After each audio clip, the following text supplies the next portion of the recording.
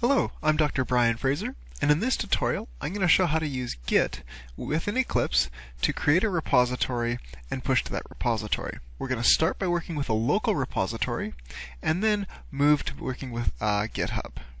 So to begin with, I've created a basic Java project. This doesn't have to be a Java project, it could be any project you like, Android, C, whatever. And inside of this I've got the files that I might be starting with. I've initially got here a main file that's a class. All it does is it instantiates a sales data object, calls a simple method down here, and then calls data.display, which calls into this function here in my data object. All it does at the moment is prints a message to the screen. Throughout the tutorials later on, we're going to be editing these files and seeing how they change. But for the time being, if I run this, we can see down here it simply prints out the two messages from this file and then executes sale data and prints out that message. Nothing special. Okay, so now what happens if other people want to work on this? Well, I need to start sharing this. I need to start working with Git. Other tools such as SVN or CSV would also work. This is also about Git, so let's see what happens. So I'm first going to right click on my project and then go down to Team and then Share Project. Team Share Project. Here I then have the Git provider, and then I select what do I want to do with it. Well, I've got to first create a local repository to work with. So I'm going to create. The default path is probably fine for accessing that, and I'm going to give it a name. So let's call this Sales Tool Repository. And just for fun, I'm going to call it Local Sales Tool Repository, just so we know what we're working on. You probably don't need the word local in yours. I'm not going to bother providing a path within the repository, that's fine, and I'll just say finish because this whole project is going to be in the repository. Now what just happened? We don't really see any changes going on, so what I want to do is I want to bring up some extra views. So I'm going to go to Window, Show Views, and then go down to Other. First off I'm going to go under Git. So up here under Git, I want to look at the repositories, and the staging area is actually going to be handy later, so I'm going to bring that up. And the one other one I want is the perspective, the history. So under Team, select History. So let's start by looking here under my repositories. What have I done? Well, I created my local sales tool repository, and now I'm working with that. We can see here that I've got branches. Well, I got nothing really going on here at the moment, and I've got no remotes, no references. There's not much of anything. So what I need to do is I need to do my very first commit. So go back into my file here. Now I happen to have already up here my toolbar. I'm going to show you how to get this Git toolbar. If you go to Windows, and then Customize Perspective. We're not yet showing the Git ability, so you have to come under Command Group Availability, and then put a check mark in Git.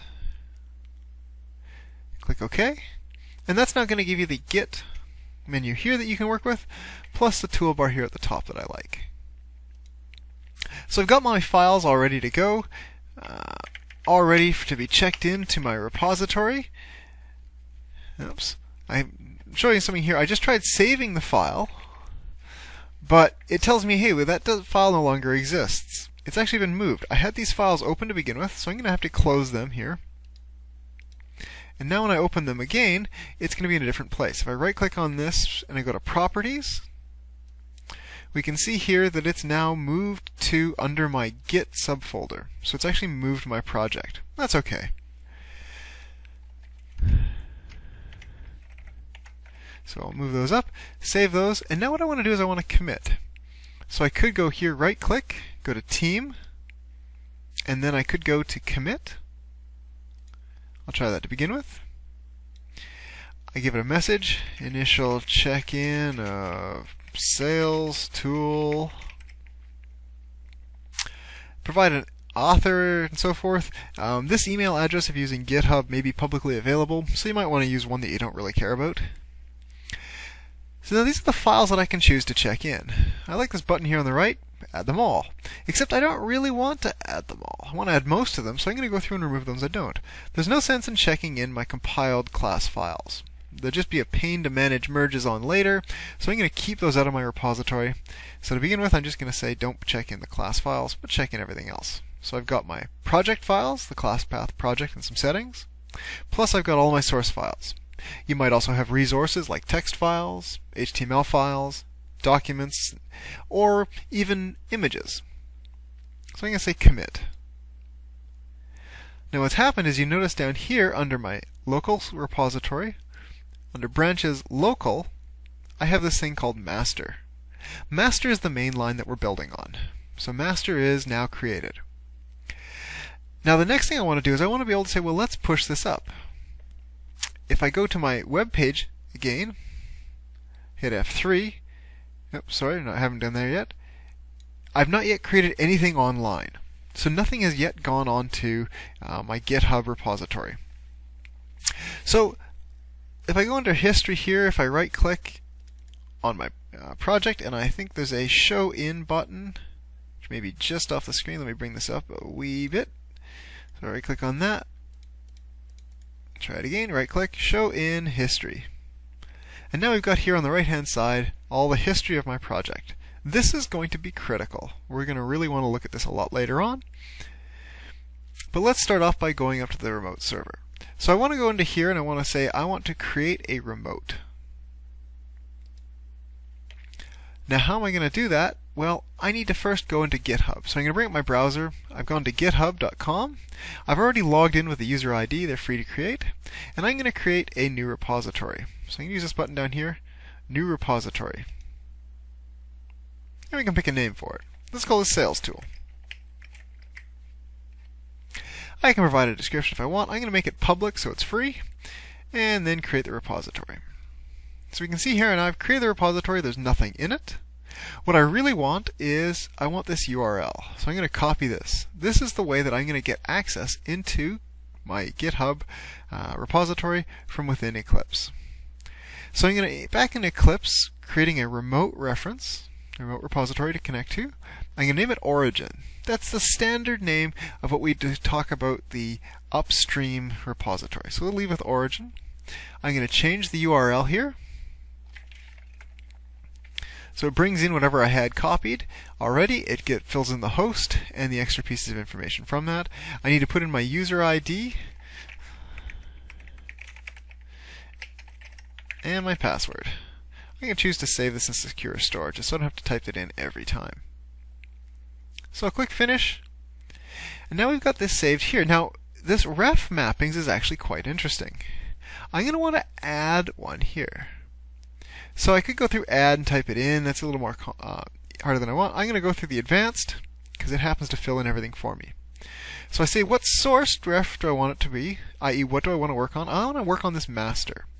This master branch is really the one I'm going to be pushing. So I select master here, destination, it automatically fills in the master there, and add spec. So that's really the only thing I want to push up to my repository. Save specification in the origin configuration. Sounds good. Click finish, and I'm going to click save here. I could say save and push, but let's do it in 2 steps. So I'm going to first save. I'll expand remote here. We see here we have the origin, which is good. That's the one I really want to work with. And then I can, for example, push. I can go down to this one with the red arrow pointing to it. I could right click and say push. Let's try that. Push, and the remote push. So it's done this, pushed to local sales-origin. So it pushed to the origin rather of it. I'll click OK. I'm going to switch back to my web browser, hit F5 to reload, and we'll see that we've actually pushed something up to the server. So Brian Fraser, 4 minutes ago, pushed sales tools. So I'll go into this. I can see all the files that I've just checked in. My source, CA, and here's my main file, just like we had down on my program. Okay, so now I've done that. Now, there's a few other things we're going to want to do. Let's just make another change and walk through that once more. This isn't how we're normally going to make changes. We'll see how later on to do that. But let's just put something in here. Test 1. I'm going to run it to make sure it works. Oh, we got an error. So cancel that. What have we got? Well, print ln we want. I'm going to run that with Control F11, and we can see here it actually ran. That's fantastic. Now I want to check this in. So I can use up here, I can check in. And I'm going to say first change. In fact, normally I'd add something more descriptive, so add a simple output change. I could say commit and push, but I'm going to work on just two separate stages here. I'm going to say commit. It now pushes it up to my local repository. So we can see here that the latest thing pushed up was that. And I don't yet have it on, if I open up references, this is the, that's references there. So the remote doesn't yet have that. So I can say, I can right click on this, and I'm going to say push branch. So the remotely one, figured one, and it pushes it up. Here we can see the different changes being pushed, and that's now gone up. So let's check it. If I go and hit F5, this file reloads, and we can see here that indeed my change actually made it to the server. So that's a very simple change after having checked in the project. Now, we notice that it kept asking for, what files do you want to submit? And in here we see on my Project Explorer that there's not listing those extra bin files that we had. I'm going to switch to my Navigator tab. If you don't have this, you can go to Window, Show View, go to Other, and then say Navigator, and select that, and it'll come up. So under Navigator, it shows me the actual files that are present. It's got this bin folder with a question mark, meaning that it doesn't actually know. It's not being checked into Git. So I'm going to right click on my whole bin folder. I'm going to go down to Team, and I'm going to say Ignore. So now it's going to ignore that file. Note that it actually created a .gitignore, and in it simply lists all the files that are going to be ignored. So you can add in here if you've got any other generated files you want to ignore. Now this is a file like any other. So let's go ahead and commit that to the repository. So I'm going to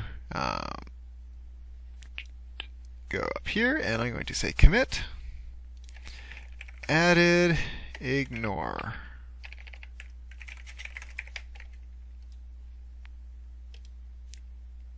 Commit that in, and I'm going to push. So now I can just go here, push changes upstream. When it says upstream, it kind of knows, it always defaults to going to the origin. It knows the upstream location. And so now it's going to push that up to the appropriate repository online. And the next time I go to check in, it's not going to ask, hey, do you want to check in those files you've asked to ignore?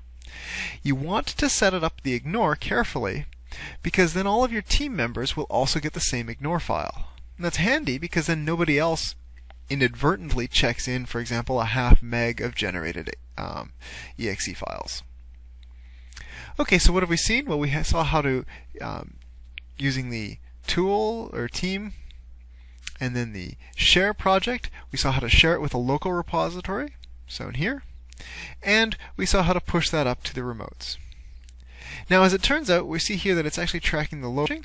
If you want more information, check the comments below. It'll give you a link to other Git tutorials in this sequence.